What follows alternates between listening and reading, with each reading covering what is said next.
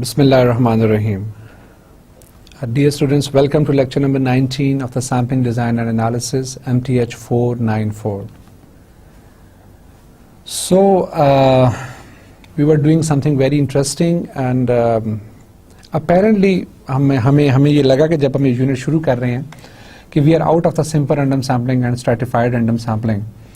But जब हमने ratio analysis के अंदर काम शुरू किया तो हमें किसी जगह पे आके फील हुआ कि नहीं, we can not get rid of simple random और like any type of the sampling design, right.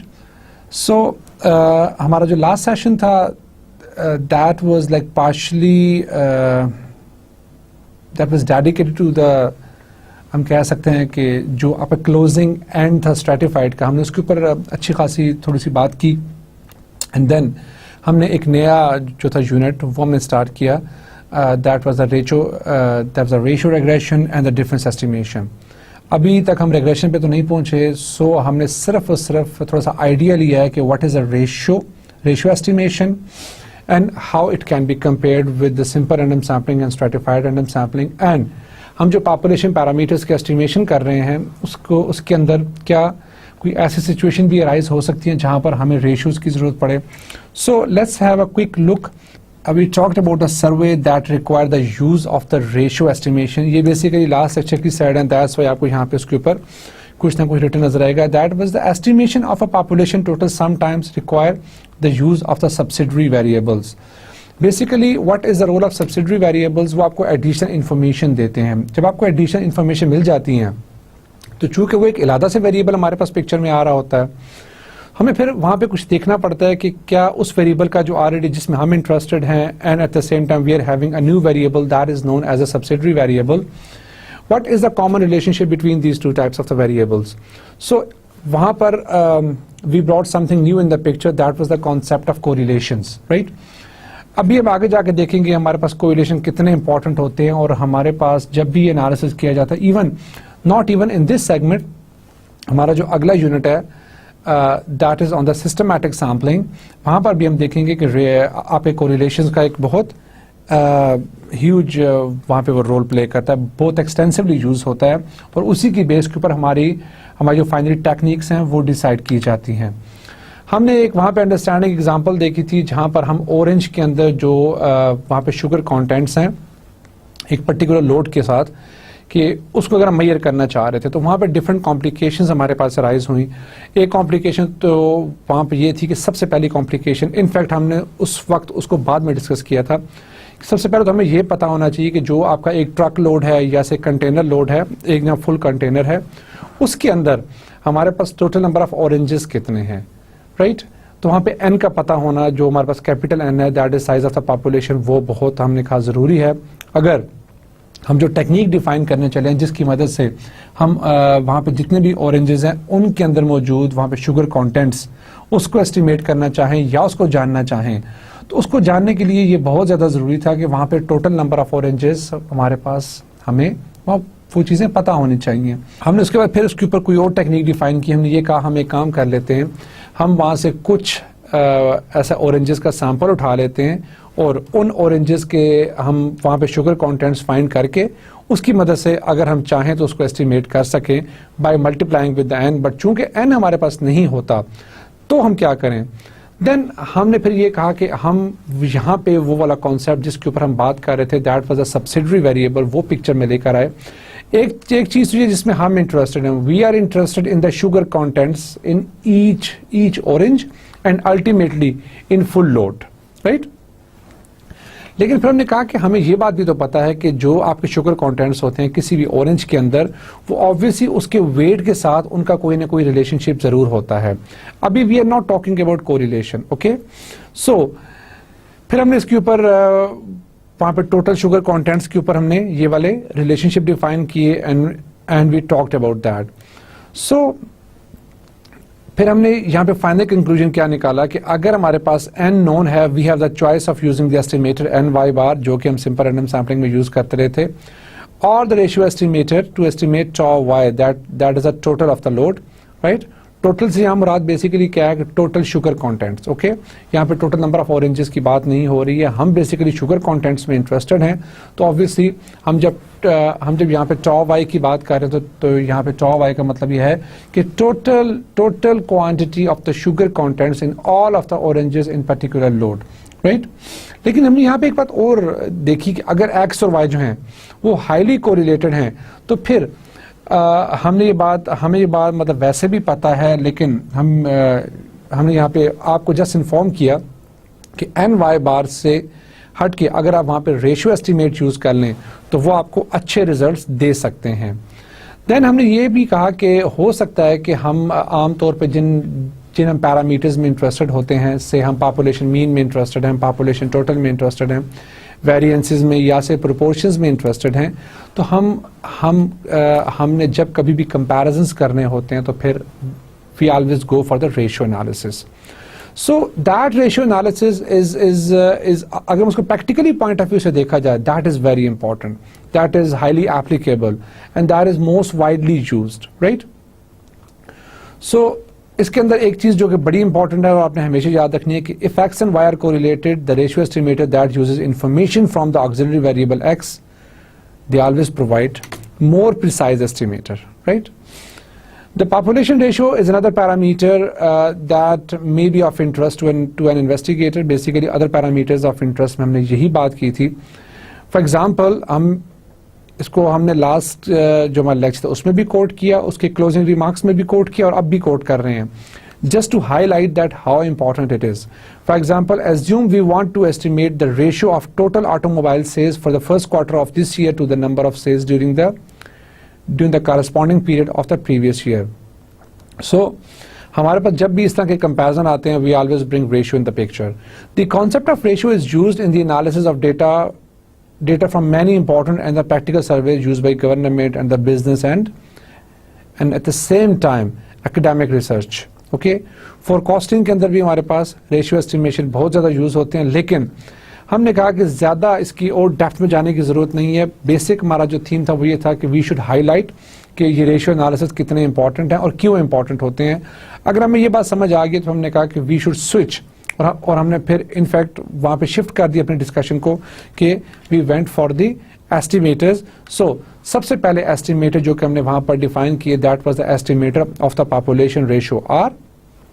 That was a simple, हम इसके ऊपर पहले भी बात कर चुके थे, सो हमने यहाँ पे सिंपली इसको कोट किया। I think I should change its as this, okay.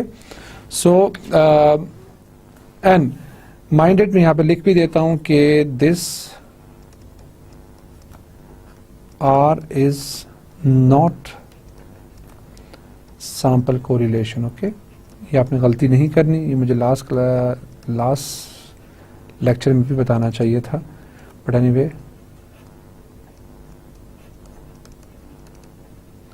ये कोरिलेशन कोफिशिएंट नहीं है, बल्कि that is an estimator of the population ratio R, okay.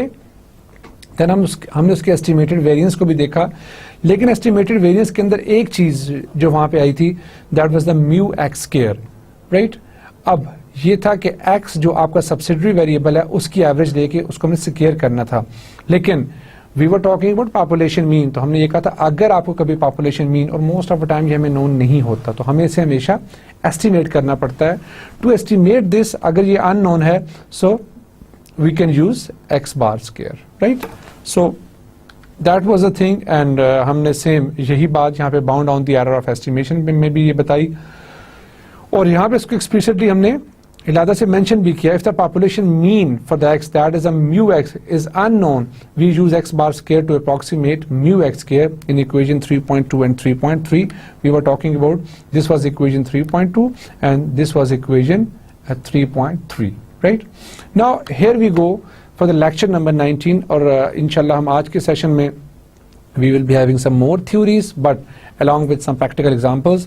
Lecture 18 अगर देखा जाए तो शायद that was a pure theoretical, but we try to make it interesting and I hope आपका interest develop हुआ होगा और आपको उसके अंदर से वो ratio की जो importance हम highlight करना चाह रहे थे उसका आपको idea हो चुका होगा. So here goes with the lecture number 19 and the very first thing is example number 3.1, right? Okay, so in a survey to examine trends in real estate, an investigator is interested in the relative change. Look, ये basically ये words हमें यहाँ पे guide करेंगे कि हमने क्या करना है. So we are interested in the relative change over a 2 years period in the assessed value of homes in a particular community. A simple random sample, this is simple, okay, not sample, this is I. A simple random sample of n is equal to 20 homes is selected from the n is equal to 1000 homes in the community. So, जिस community में हम ये research करने जा रहे हैं वहाँ पे total 1000 homes available हैं, जिसमें से हमने by using simple random technique, कोई भी technique हम यहाँ पे ले सकते हैं, maybe हमने random number table ले लिया हो, या हमने कोई lottery scheme use करके, या हमने कोई पर्ची system use करके, anyway, any by using any technique, we have drawn a sample of the 20.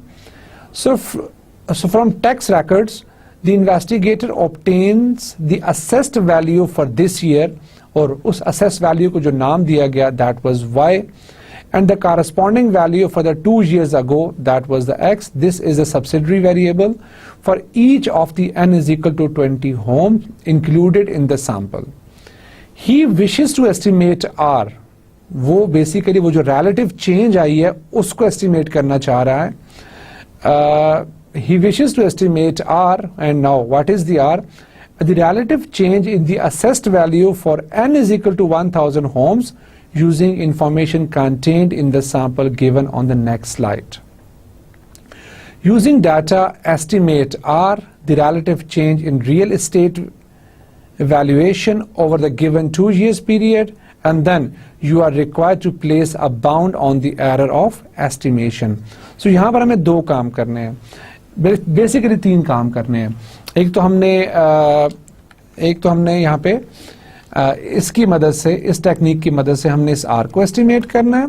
Then obviously हमें वेरिएंस फाइंड करना है, बिकॉज हम वेरिएंस फाइंड करेंगे तो हमें bound on the error of estimation पता चलेगा कि हम यहाँ पे इस R को जो एस्टिमेट कर रहे हैं उसके ऊपर एरर टॉलरेंस कितनी हो सकती है, right. So we were given a data over here, that is there are 20 homes, so your sample size is 20, but यहाँ पर आपको 10 नजर आ रहे हैं. ज़्यादा घबराने की जरूरत नहीं है, बाकी 10 आपकी अगली स्लाइड्स में मौजूद हैं, राइट. सो हमने यहाँ पे assessed value 2 years ago XI, that is a subsidiary value, वो यहाँ पे दी हुई है. And now this is the current value which is the YI. तो बेसिकली जब मैं इसको सॉल्व करने चलूंगा तो मुझे एक तो यहाँ पे चाहिए होगा sum of XI square, sum of yi square, sum of xi into yi. तो that is quite simple, वो मैंने यहाँ पे छोड़ दिए खाने खाली. You can fill it, और आप सिर्फ यहाँ पे जब आपने xi square करना है, it means that you have to 6.7 square and this is 8.2 square. अब मुझे जुबानी नहीं याद है वरना मैं जुबानी लिख देता, right? So this is 6.4 square, this is 8.3 square, this is 7.2 square, this is 6.0 square, ये मुझे याद है, that is 36, okay. So 7.4 square, so this is 8.1 square, this is 9.3 square, and similarly for the y you can do 7.1 square, 8.4 square, 8.2 square, and so on. And यहाँ पर that is 6.7 into 7.1, 8.2 into 8.4, and 7.9 into 8.2, and so on and so on. And यहाँ पे similarly you can simply put values here, और उनको जब आप यहाँ पे sum up करेंगे you will get these values.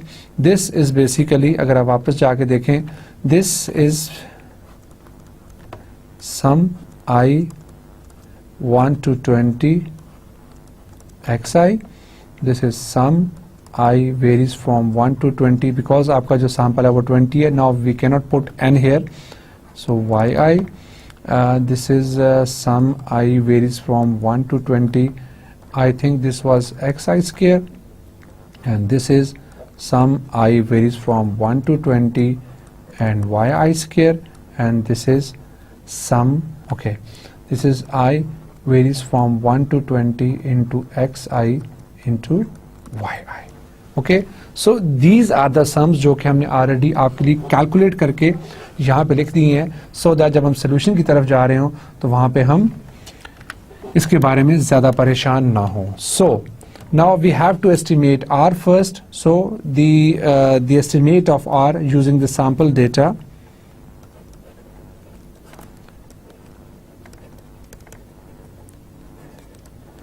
the estimate of R using the sample data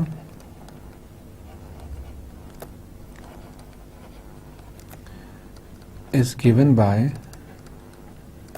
चूँकि हमारे पास उसका एस्टिमेट मौजूद है, that is basically R is equal to sum I varies from 1 to 20 yi divided sum I varies from 1 to 20 xi. So by putting the values we can have 164.7. ये line गलत लगी है, इस लाइन को आपने कुछ भी कंसिडर नहीं करना. 154.5 that is equal to 1.07. So यहाँ पे हम इसके ऊपर एक क्या कहते हैं, रफली एक हम कंक्लूजन ड्रॉ कर सकते हैं. Hence we estimate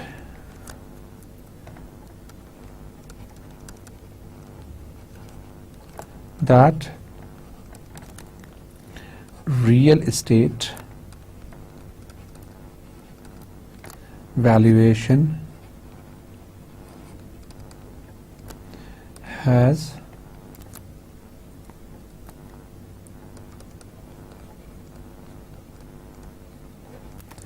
increased approximately. मैं यहाँ पे approximate का वर्ड यूज कर रहा हूँ, अदरवाइज अगर आपको exact चाहिए तो you can write it as it is. So 20% over the 2 years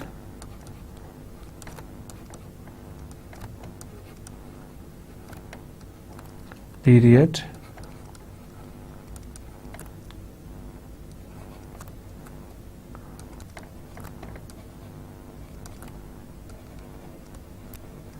in the area studied. Right? So हमने यहाँ पे एक चीज़ एस्टिमेट कर ली. नाउ दूसरी चीज़ जो कि हमसे रिक्वायर्ड थी, that was you have to estimate R. हमने R एस्टिमेट कर लिया. The relative change, that is a 20% change हमारे पास यहाँ पे नोट हो गई. And then now we have to place a bound on the error of estimation. So the bound of the error, the bound on the error of estimation can be obtained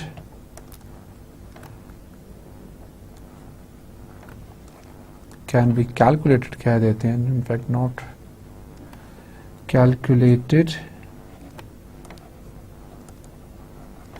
using equation यहाँ पे 3.3. So to calculate that,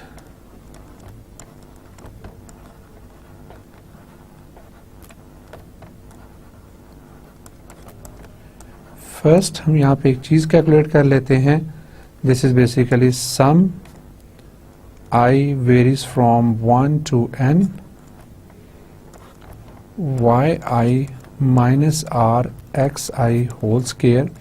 अगर मैं इसको open करूं, that becomes sum I varies from 1 to n yi square and plus r square sum I varies from 1 to n xi square minus 2 r into sum I varies from 1 to n xi into yi, right? So we call it this equation as 3.4 because वो इस unit में बहुत extensively इसने use होना है. सो हम यहाँ पे इसको सेपरेट एक नाम दे देते हैं, दैट इज इक्वेशन नंबर 3.4. ये जो लाइंस लगी हुई है काइंडली आप इनको इग्नोर कर देना है. There's a problem with this pen. Okay. Now sum I varies from 1 to n कर लें, right? और the 20 भी कर सकते हैं आप इसको yi minus r xi square. अब मैं सिर्फ उस फार्मूले के अंदर वो वैल्यूज पुट कर देता हूँ 1373.71 this one, okay, summation Y square I think plus R square, तो आर हमारे पास हमने अभी एस्टिमेट किया है, R square into summation X I square that is 1210.55 1210.55 minus 2 into r into sum of xy, that is 1288.95. So here we got the results. So if you calculate it, you will get the answer 1.3157. Okay. Now by using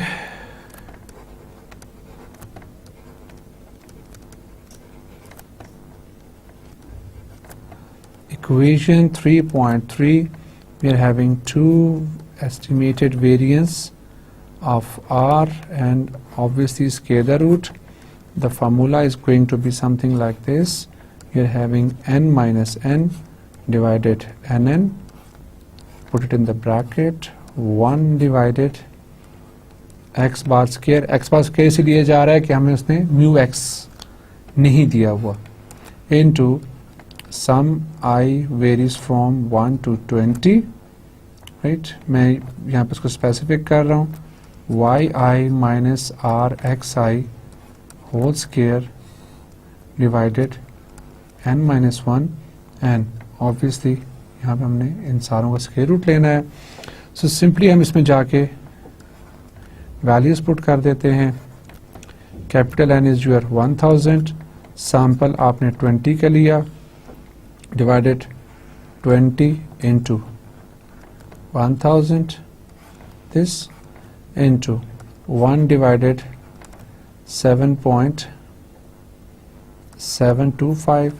मेरे पास तो ये आता है, आप इसको kindly check कर लीजिएगा, right. और इसका हमने स्केल लेना है. जहन में रखिएगा हमने सिर्फ एक्स बार का स्केल लेना है, 1/x बार होल का स्केल नहीं लेना. Into this is we know 1.3157 and divided 19 because हमारे पास जो n है that is 20, so n minus 1 is going to be 19.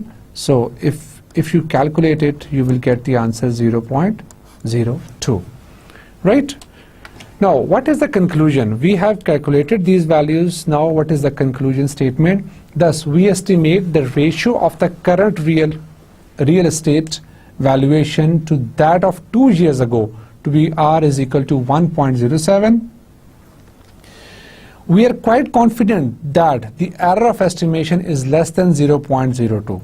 That is, the true ratio R, let me fix it again, although मैंने कुछ तो fix किए थे, ये रह गए थे. That is the true ratio R for the population should be between 1.05 and 1.09. अगर हमारे पास इस R की वैल्यू 1.07 आ रही है, तो अगर मैं यहाँ पे इसका इंटरवल एस्टिमेट निकालना चाहूँ तो वो क्या कह रहा है, दैट इज 0.02. सो अगर मैं 0.02 यहाँ से माइनस भी कर दूं और यहाँ प्लस भी कर दूं तो क्या होगा, that is a true ratio R for the population should be between 1.05 and 1.09. This is important with respect to your quizzes. Okay, note that the bound on the error of estimation is quite small, hence R should be a fairly accurate estimate of R. Right?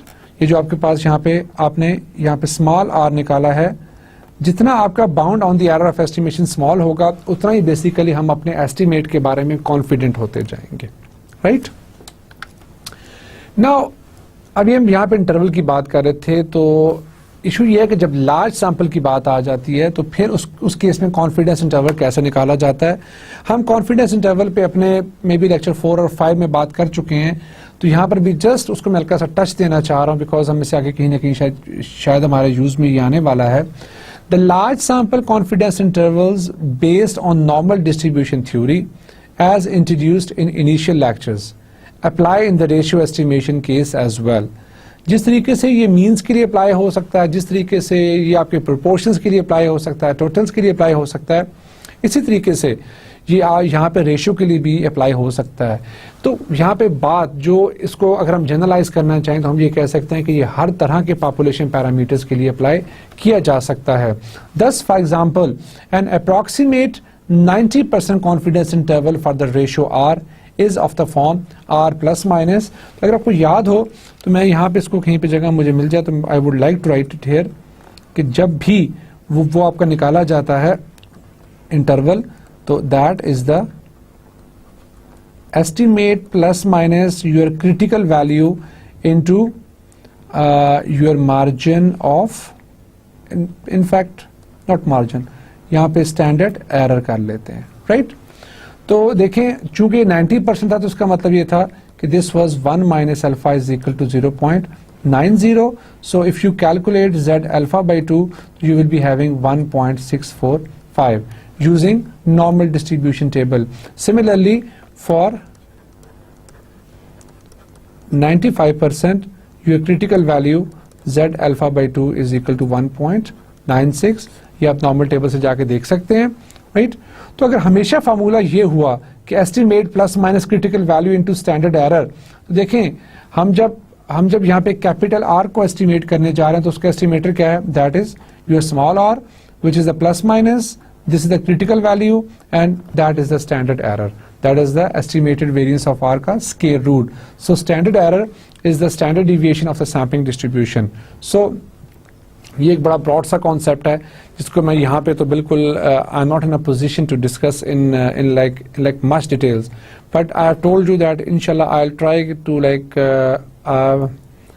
I'll try to spare at least one lecture, ज़्यादा अगर ना भी कर सकूँ तो on the confidence intervals and hypothesis testing एक या दो लेक्चर मैं कोशिश करूंगा कि इसके ऊपर जरूर स्पेयर किए जा सकें, but after 28th lecture, not before that, okay? The ratio technique for estimating a population total tau y was applied estimating the total sugar content of a truckload of oranges, right? The simple estimator ny bar is not applicable because we don't know n.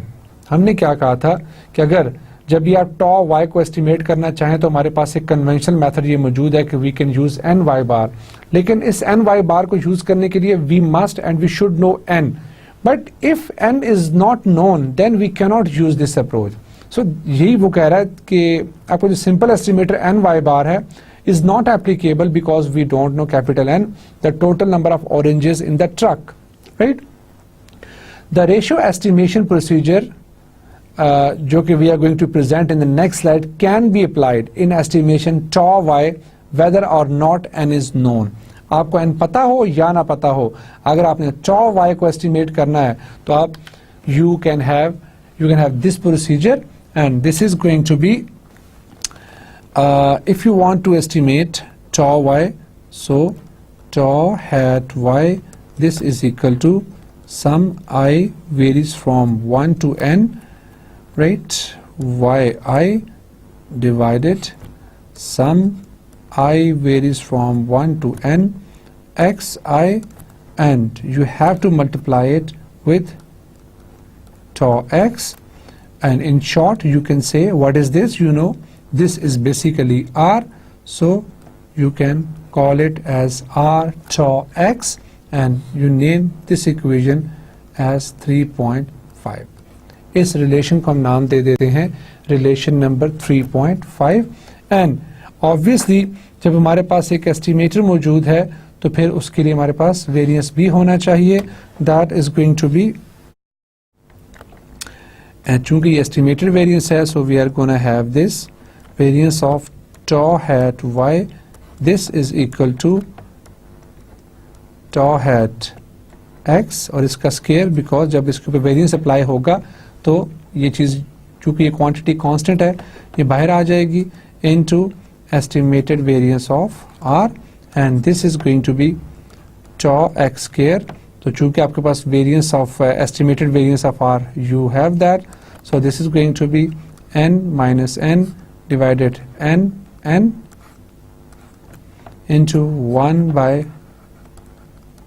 mu x square into sum I varies from 1 to n into yi minus rxi whole square divided n minus 1, and we call this relation as 3.6, right? And इसमें where बता देते हैं हम, where mu x and tau x are the population mean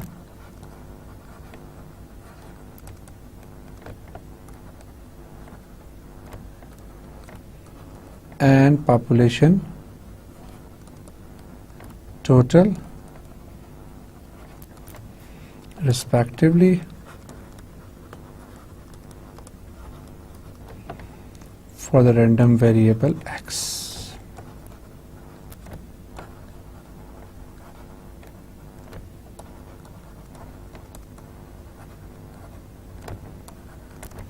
Important note यहाँ पे एक और भी है, you can replace mu x with x bar if mu x is unknown. ये हम ऑलरेडी मेंशन कर चुके हैं, लेकिन यहाँ पे हम इसको एक्सप्रेसिटली दोबारा भी मेंशन कर रहे हैं. So if we know the variance, then we can put bound on the error of estimation. So what is the bound on the error of estimation? That is going to be 2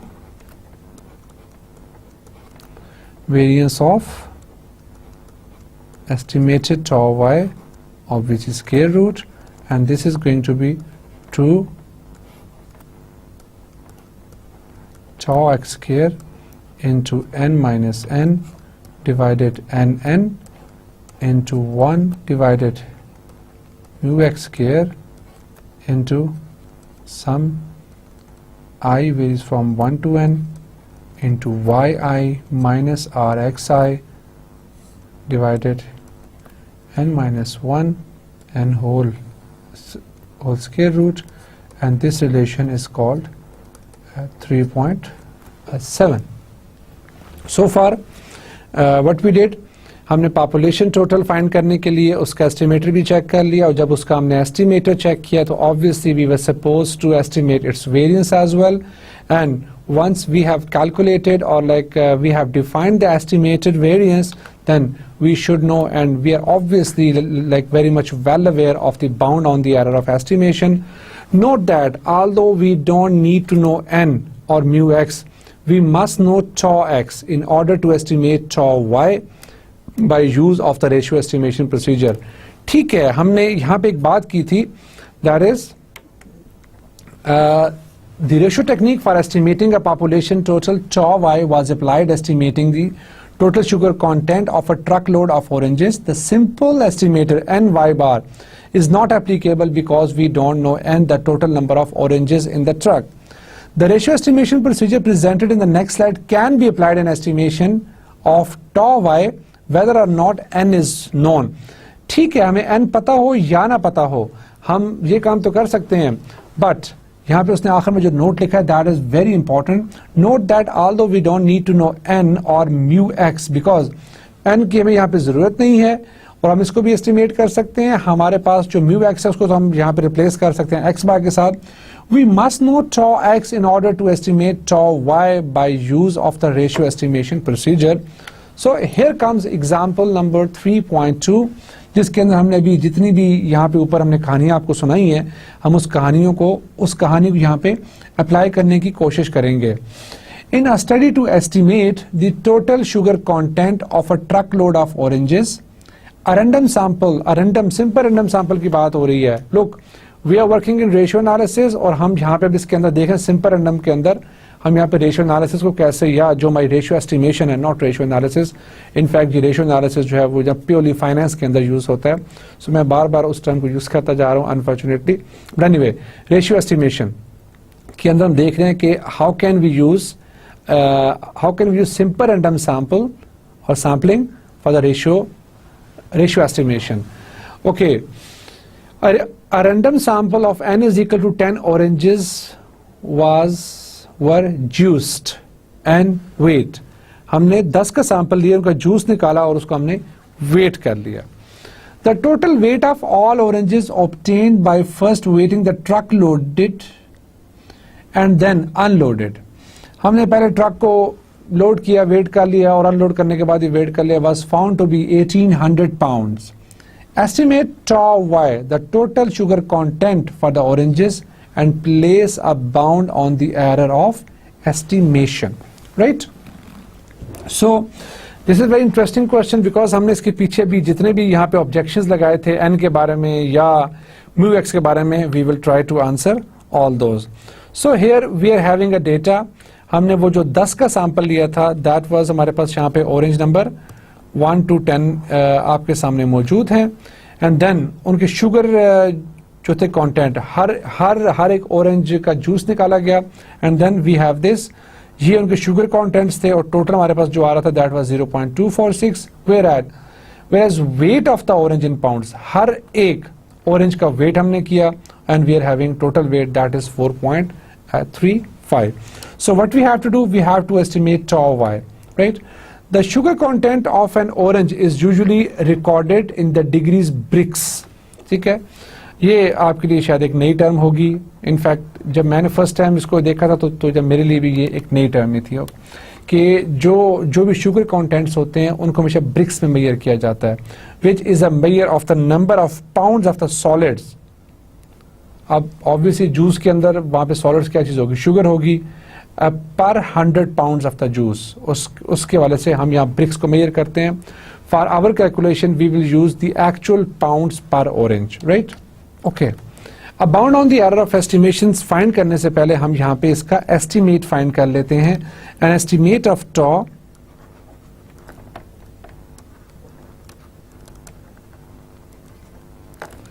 an estimate of tau y can be obtained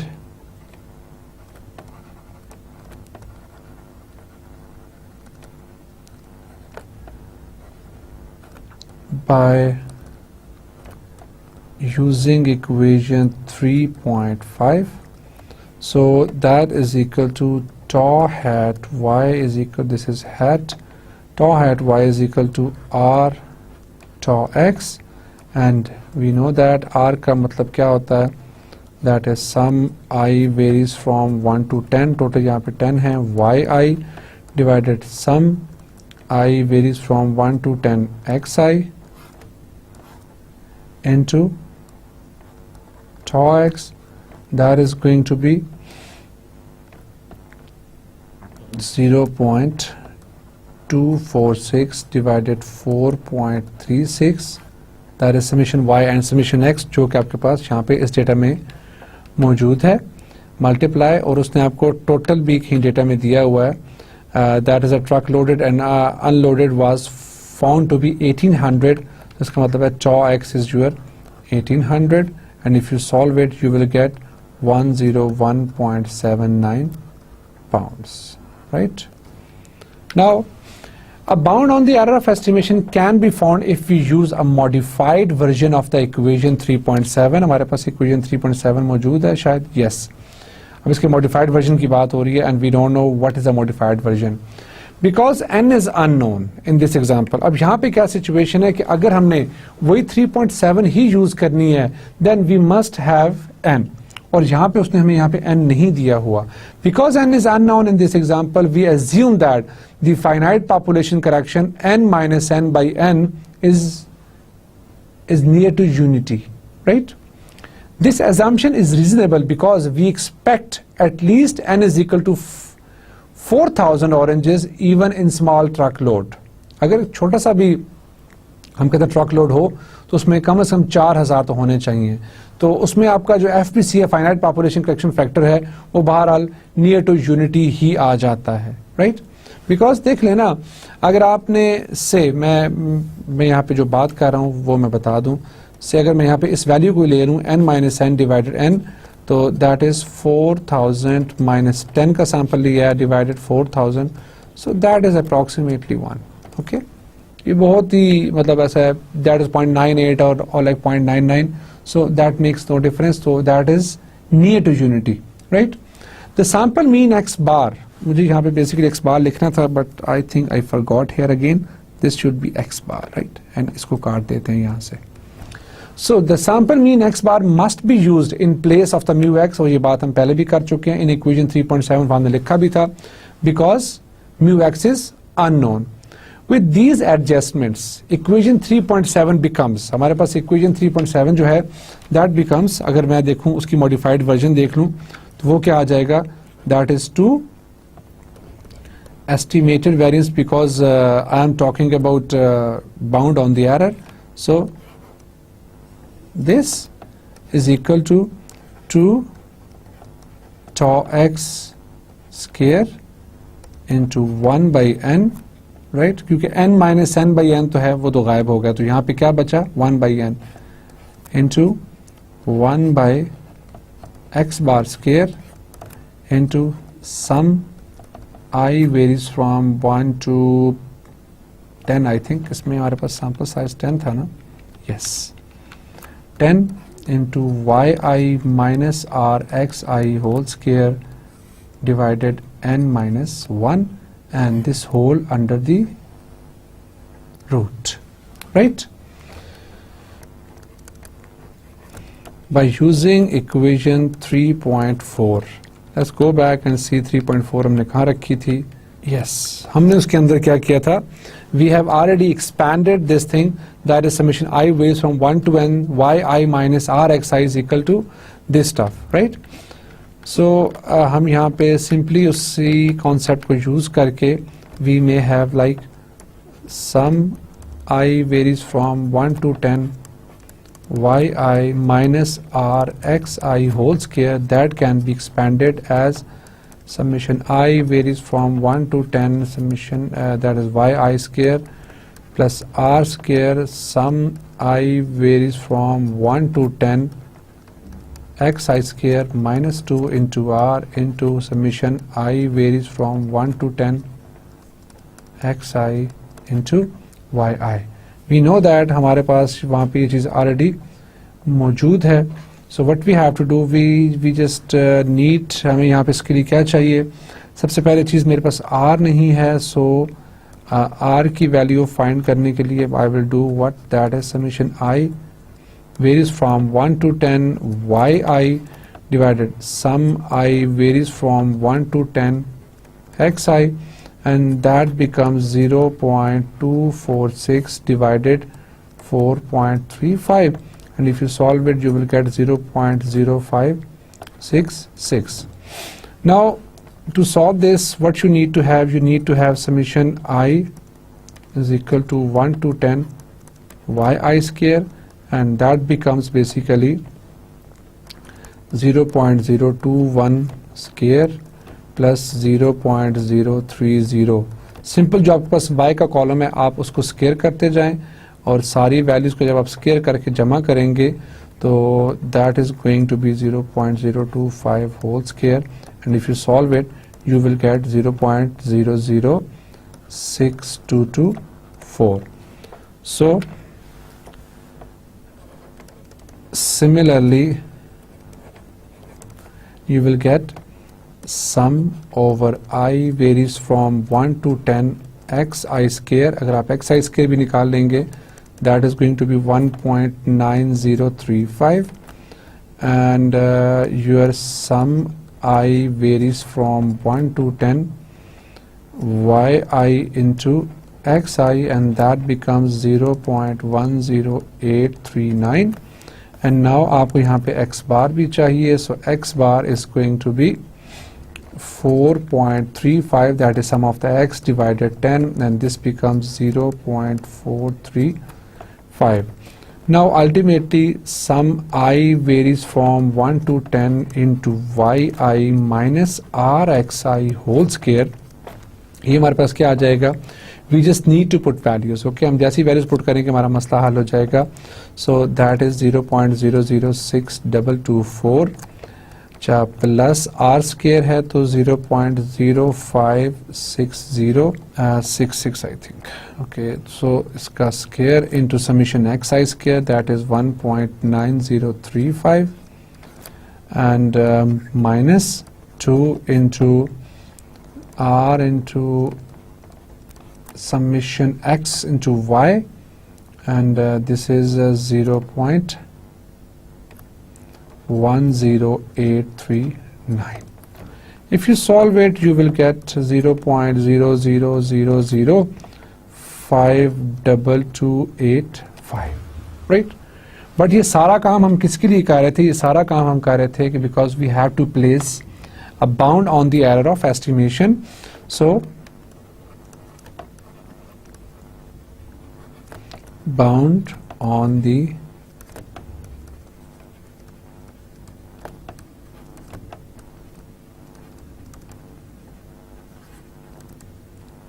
estimation would be 2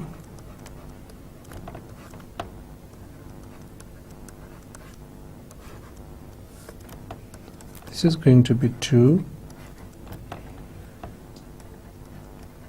tau x square into 1 by n into 1 by x bar square into sum I varies from. Basically ये सारे फार्मूले बार बार लिखने के पीछे simply एक ही logic है कि अगर आप ये बार बार लिखेंगे तो आपको ये आराम से याद हो जाएंगे, right? And obviously square root है, so we will have to put square root over there. So now just by putting values here what we can have 2 1800 का टोटल लोड गिवन है, this into 1 by 10 into 1 by 0.435 का square into 0.00052285 divided, and 10 है तो this is going to be 9, and well don't forget the square root. So जब आप इसको solve कर लेंगे तो you will be having answer is equal to 6.3. So here we have done. लेकिन इसमें एक चीज़ जो आपको देख लें, अगर मैं इस क्वेश्चन को दोबारा पढ़ूं, बिकॉज मैं चाह रहा हूं कि हम इस एग्जाम्पल को दोबारा पढ़ लें और हम उन सारी चीज़ों को अंडरस्टैंड कर लें जो यहाँ पे मौजूद हैं, फिर हम यहाँ पे स्विच करेंगे इसके कंक्लूजन की तरफ. In a study to estimate the total sugar content of a truckload of oranges, a random sample of n is equal to 10 oranges was juiced and weighed. The total weight of all oranges obtained by first, हमने पहले truck का loaded का भी wait किया, फिर unloaded का भी wait किया, और वहाँ पर हम इसका डिफरेंस निकाल लिया. तो बेसिकली वो जितने oranges मौजूद थे उसका ट्रक लोड मेरे पास आ गया, that was 1800 pounds. That is tau x. Estimate tau y, and what is tau y? That is the total sugar content for the oranges, and place a bound on the error of estimation. Data was given, that was nothing important, we could do it, but अगर आप इसको भी बिल्कुल वो जो हमने इससे पिछली एग्जांपल सॉल्व की थी, अगर आप उसके हिसाब से इसको चलाएं कि पहले आप ये यहाँ पे वैल्यूज निकाल लें एक्स आई स्केयर की, वाई आई स्केयर और एक्स आई वाई आई, तो शायद आपके लिए आसानी हो जाए, अदरवाइज आपको रन टाइम पे करना पड़ेगा. But if you are having scientific calculators still you will feel it easy अगर आप वहाँ पे उसके जो ऑपरेटर्स हैं वो यूज़ कर लें. उसमें रेगुलेशन ऑपरेटर है, एसडी ऑपरेटर्स हैं, तो वहाँ से आपको ये सारे सम्स डायरेक्ट मिल सकते हैं, राइट? सो उसमें हमने सबसे पहले चीज़ जो है दी थी, हमने वहाँ पे tau y को एस्टिमेट कर लिया, that was 101.79 pounds, right? Next जो चीज़ थी दैट वाज, मैं ये नहीं कहता कि bit difficult, but it was lengthy. और लेंथी बेसिकली वो यहाँ पे किस वजह से हुई, वो इस वजह से हुई कि हमने एक चीज़ ये अंडरस्टैंड की कि जो हमारे पास इसका ऑलरेडी फार्मूला था, उस फार्मूले के अंदर we were not having this capital N, right? ये एन हमारे पास नहीं था. सो उसको सॉर्ट आउट करने के लिए हमने जो यहाँ पे लॉजिक निकाली वो ये निकाली कि चूंकि n is unknown in this example, we assume that the finite population correction factor, that is n minus n by n, is near to unity. Reason behind this, अगर मैं इसने जो यहाँ पे स्लाइड में लिखा है कि आमतौर पे छोटे से ट्रक के अंदर भी अगर आप देखें तो 4000 ऑरेंजेस आराम से एडजस्ट हो सकते हैं. तो हम अगर इसी लॉजिक को यूज करें, मैंने यहाँ पे 10 का सैंपल लिया था, अगर आप 4000 में से 10 निकाल देंगे, राइट, दैट इज आपका 3990 by 4000, that is approximately equal to 1.98 और 0.99, हम उसको नियर टू यूनिटी. तो हमने यहाँ पे भी लिखा है is near to unity. This assumption is reasonable because we expect at least n is equal to 4,000 oranges even in the small truckload. And the sample mean x bar must be used in place of the mu x in equation 3.7. Then another thing जो कि हमारे पास यहाँ पे थी वो हमने ये quantity find करनी थी, right? अब इस quantity को find करने के लिए we were supposed to open the formula and then we opened that and after that what we understood कि हमारे पास यहाँ पे error on the bound of estimation is 6.3. So to summarize, the ratio estimate of the total sugar content of the truckload of orange is 101.79 pounds with a bound on the error of estimation as 6.3. So what is the meaning of the tau y? Tau y basically क्या था? That was the total sugar content of the truckload of oranges. Total sugar content. कि अगर एक truck पे जितने भी वहाँ पे जो हम कहते हैं ऑरेंजेस पड़े थे उसका जो टोटल है एस्टिमेटेड टोटल वो बेसिकली 101.79 पाउंड्स होगा with a bound on the error of estimation of 6.3. We are confident that the total sugar content tau y lies in the interval. हम बेसिकली वही यहाँ पे सिंपल लॉजिक यूज कर रहे हैं 101.79 plus minus 6.3 that is the interval 95.49 to 108.09 pounds, right? So हम इसी solution पे पहुंचना चाह रहे थे, लेकिन अगर आप गौर करें हम एक काम और करना है, एक काम हमने और यहाँ पे करना शुरू कर दिया है. इससे पहले हम सिर्फ bound on the error of estimation find करते थे, बट यहाँ पे अब हम एक इंटरवल भी फाइंड करते जा रहे हैं जिसके बारे में हम कुछ कॉन्फिडेंट भी हैं कि अगर आपके पास पैरामीटर की एस्टिमेटेड वैल्यू ये है और bound on the error of estimation ये है तो फिर आप एक इंटरवल फाइंड कर सकते हो. दैट इज बेसिकली वो सिंपली हम यहाँ पे ये कर रहे हैं कि estimator plus minus bound on the error of estimation, right? So this thing is going to provide us that interval. और हम ये कह सकते हैं कि हम इसके बारे में खासे कॉन्फिडेंट हैं. मैं यहाँ पे ये नहीं कह रहा 95% कॉन्फिडेंस, हम यहाँ पे कॉन्फिडेंट है कि 94% हम यहाँ पे कॉन्फिडेंट हैं, बट हम यहाँ पे ये कहना चाह रहे हैं कि हम यहाँ पे कॉन्फिडेंट हैं कि आपको जो शुगर कंटेंट्स हैं वो 95.49 पाउंड से लेके 108.09 पाउंड्स तक होंगे. You will recall that now. अब हम इसकी कुछ और क्या कहते हैं, इसकी कुछ और परत हम ओपन करने की कोशिश करते हैं. You will recall that the population size n is frequently known. Well, कभी known भी होता है, कभी unknown भी होता है. But hypothetical cases में या अगर हम academia की बात करें तो books के अंदर just for the sake of testing purposes n जो है वो दे दिया जाता है. So consequently, the investigator must decide under what condition use of the ratio estimated tau y hat is equal to r tau x जो भी हमने इससे पहले देखा था, इसी हमने एग्जांपल में 3.2 में हमने सॉल्व करके देखा है, is better than use of the corresponding estimator n y bar where both estimators are based on simple random sampling. Now this is important question कि अगर आपको n नोन है तो फिर इन्वेस्टिगेटर को ये डिसाइड करना पड़ता है कि मैं एन वाई बार से टोटल को एस्टिमेट करूं या और tau x से टोटल को एस्टिमेट करूं, राइट? क्योंकि दोनों में हमने सैंपल वहां पर भी सिंपल रैंडम सैम्पलिंग से निकाला था, सैंपल हम यहां भी सिंपल रैंडम सैम्पलिंग से ही निकाल रहे हैं, right? So generally r tau x possesses a smaller variance than ny bar when there is strong positive correlation between x and y. Well, again हमने अपने आज के लेक्चर के स्टार्ट में भी आपको ये बात बताई थी कि बहरहाल पॉपुलेशन या सैंपल कोरिलेशन कोफिशिएंट का यहाँ बहुत बड़ा रोल होता है. तो चूंकि यहाँ पर हम अभी इस कंफ्यूजन में हैं कि दोनों केसेस में सैंपल सिंपल रैंडम से लिया गया तो उसको अब एस्टिमेट करने के लिए कौन सी अप्रोच यूज की जाए, क्या वो रेशियो एस्टिमेशन की अप्रोच यहाँ पे यूज की जाए या जो हम सिंपल रैंडम सैंपल के अंदर टोटल को एस्टिमेट करते थे वो अप्रोच यूज की जाए. तो इसका डिसीजन करने से पहले we need to know what is the correlation between x and y. So अगर वहां पे स्ट्रॉन्ग पॉजिटिव कोरिलेशन है, what is the meaning of strong positive correlation, ये बात देख लें. अगर मुझे यहाँ पे अगर आप इसको दोबारा यहाँ पे लिखने दें तो if r is equal to 1 तो हम क्या कहते हैं, that is the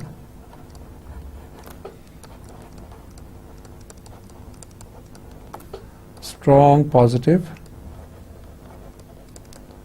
correlation, and if r is equal to -1 that is strong negative correlation, right? तो when there is strong positive correlation का यहाँ पे exact इसका मतलब कतन ये नहीं है कि वो वहाँ पे correlation 1 ही हो, but if the correlation is 0.9, if the correlation is 0.95, 0.98, 0.88, यानी that is near to strong positive, जबकि where rho the population correlation coefficient between x and y is greater than 1/2, यानी क्या मतलब है इसका मतलब ये है जब rho जो है वो आपकी greater than 0.5 हो। तो यहाँ पे इस केस के अंदर वो 0.5 से अगर बड़ी आ रही है पॉपुलेशन कोरिलेशन कोफिशिएंट, वो उसको स्ट्रॉन्ग एनफ मान रहा है, बट हो सकता है कि प्रैक्टिकल पर्पसेस में हम इसको ना माने।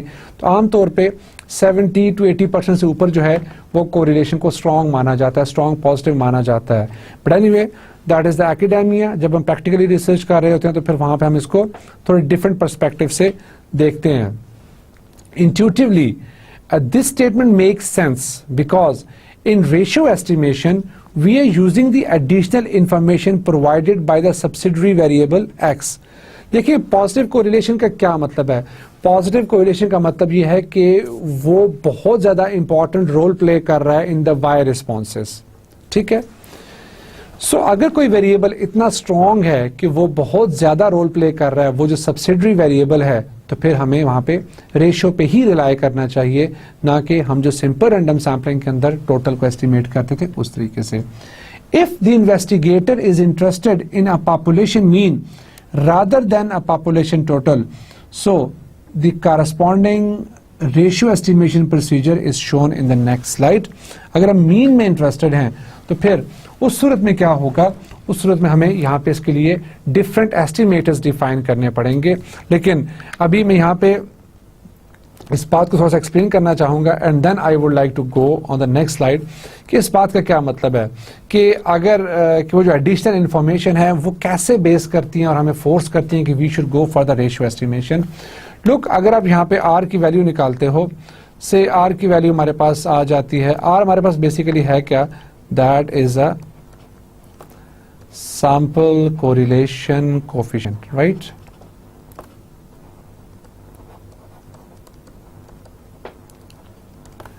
And what is the meaning of R square? R square is known as coefficient of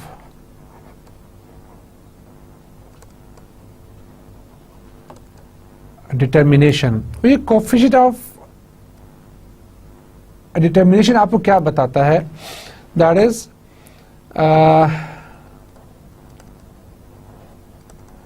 variation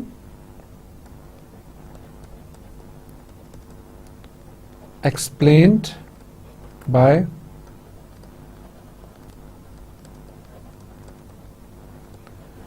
subsidiary variable x, right? Short maybe is the out of total variation in response y, right? कि y के अंदर जो आपका response variable है, अगर हम total variation को 100% मान लें तो फिर ये जो x है जिसको अभी हमने मॉडल किया हुआ है, तो ये उस टोटल में से कितनी वेरिएशन एक्सप्लेन कर रहा है। तो r की वैल्यू जितनी स्ट्रांग होगी बेसिकली कोएफिशिएंट ऑफ डिटरमिनेशन उतना ही हाई आएगा। सिर्फ r की वैल्यू अगर आपके पास होती है 0.90 तो ऑब्वियसली r स्क्वायर हमारे पास आ जाएगा 0.81। इसका मतलब यह है कि ये 100% में से 81% of the variation is being explained by this x। तो इसका मतलब यह है कि यहाँ पे जो हम बात कर रहे थे, what is the role of the strong positive correlation, तो वो बेसिकली वो आपका यही रोल है। जब स्ट्रॉन्ग पॉजिटिव कोरिलेशन होता है इसका मतलब यह है कि कोफिशिएंट ऑफ डिटर्मिनेशन भी आपका हाई है। जब कोफिशिएंट ऑफ डिटर्मिनेशन हाई का मतलब यहाँ पर ये लिया जाएगा कि ये जो वेरिएबल है आपका सब्सिडरी वेरिएबल, ये आपके पास high level of variation explain कर रहा है इन द रिस्पॉन्सेज। इसका मतलब यह है कि we should better go for the ratio analysis, ना कि अपने कन्वेंशनल उसके ऊपर। सो आज के सेशन को हम ऑलमोस्ट यहीं पे क्लोज करना चाहेंगे और let's have a quick look जो कि हमने आज के सेशन में पढ़ा वो क्या था, बिकॉज हमारे पास डेली बेसिस पे नई चीज़ें एक्सप्लोर हो रही हैं और बड़ी इंटरेस्टिंग चीज़ें एक्सप्लोर हो रही हैं। And honestly speaking after a long time I am studying this course, so I am again क्या कहते हैं feeling energetic, that is very interesting one. So let's have a look on the stuff of today. I think we started from this example and बल्कि मैं यहाँ से start करना चाहूँगा। हमने सबसे पहले चीज़ जो आज के सेशन में देखी वो हमने पॉपुलेशन रेशो के एस्टिमेटर को देखा, दैन हमने उसके ऊपर एस्टिमेटेड वेरिएंस को देखा and bound on the error of estimation. Mu x के बारे में हमने एक्सप्लिसिटली बात की कि अगर ये अननोन है तो हमने आज के सेशन के अंदर भी उसको रिप्लेस करके देखा है एक्स बार के साथ। Then we were having an example जिसके अंदर हमने रिलेटिव चेंज फाइंड की थी। तो बेसिकली इस एग्जाम्पल के दो पर्पस थे, एक तो हम ये देखना चाह रहे थे कि एस्टिमेट्स कैसे निकाले जाते हैं, और दूसरा जो इम्पोर्टेंट पर्पस था वो हमारे पास ये था कि हम ये देखें कि उसकी एप्लीकेशन जो बेसिकली है आर की, क्या वो हमारे पास रियल लाइफ में एग्जिस्ट करती है या नहीं करती। So we were having a data और हमने उस डेटा की मदद से वी सॉल्व द प्रॉब्लम, हमने आर को फाइंड किया, देन हमने बाउंड ऑन द एरर भी यहाँ पे डिफाइन किया, देन हमने उसको उसके ऊपर we draw some conclusions and even इसमें हमने जो यहाँ पे नई चीज़ हम अभी देख रहे हैं वो बेसिकली इस तरह का एक इंटरवल देख रहे हैं जो कि हम अब इन सारे प्रॉब्लम्स के अंदर बनाते जा रहे हैं, राइट। हमने कॉन्फिडेंस इंटरवल के ऊपर बात की और यहाँ पे हमने जो बात की that was important, what is the role of N, क्योंकि जब भी हम इनके वेरिएंसेस को एस्टिमेट करेंगे तो वहाँ पे कैपिटल एन का रोल बहुत इंपॉर्टेंट है। अगर एन आपके पास नोन ना हो तो फिर हम क्या करते हैं, तो वो केस हमारे पास स्पेशली नोन हो या ना हो, हमने फिर यहाँ पे जब इसके टोटल के एस्टिमेट डिफाइन किए इन जनरल तो वहाँ पर देखा हमारे पास एन था। अभी हम आगे देखेंगे कि हमारे पास एन अगर नहीं होता तो हम क्या करते हैं। सो इस सिचुएशन को हैंडल करने के लिए हमने ये बोला कि इवन हमने यहाँ पे जब एग्जांपल सॉल्व की तो वहाँ पर हमने इसको प्रैक्टिकली देखा कि अगर हमारे पास एन नहीं है तो हम एफपीसी को इग्नोर कर सकते हैं due to the fact that कि जो आपकी N minus N divided capital N वाला जो आपका फ्रैक्शन है एन बेसिकली, तो उस फ्रैक्शन में से अगर हम N minus N by N निकाल दें तो वो फ्रैक्शन बहुत छोटा रह जाता है, तो हम कह सकते हैं कि दैट इज बेसिकली हम उसको निग्लेक्ट कर सकते हैं, दैट इज निग्लेजिबल, राइट। सो हमने इसको सॉल्व किया और हमने इसमें दो बड़ी इंपॉर्टेंट बातें यहाँ पे सीखी। एक तो हमने यहाँ पे एन माइनस एन की निग्लेजेंस चेक की और यहाँ पे हमने सेकेंडली ये देखा कि हमने म्यू एक्स को रिप्लेस किया एक्स बार के साथ। सो हमने यहाँ पर भी वही इंटरवल डिफाइन करने की कोशिश की। Then we raised a very important point of the high correlation कि अगर आपका हाई कोरिलेशन होता है तो फिर you should better go for the ratio analysis and we prove that.